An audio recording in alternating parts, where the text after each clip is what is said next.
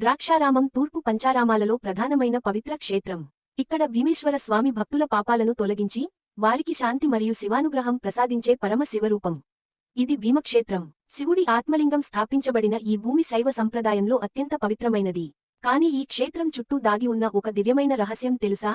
అదే 108 జన్మ నక్షత్ర శివాలయాలు. ప్రతి మనిషికి ఒక జన్మ నక్షత్రం ఉంటుంది.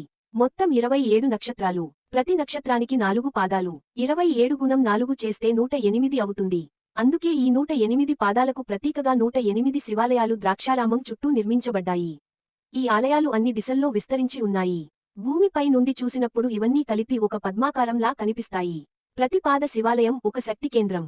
మన జన్మ నక్షత్రానికి సంబంధించిన ఆలయాన్ని దర్శిస్తే పాప పరిహారం, ఆరోగ్యం, ఐశ్వర్యం, కుటుంబ సౌఖ్యం లభిస్తాయని పురాణాలు చెబుతున్నాయి.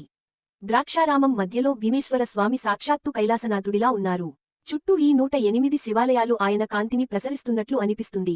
ద్రాక్షారామం అంటే భక్తి, 108 శివాలయాలు అంటే శివతత్వం.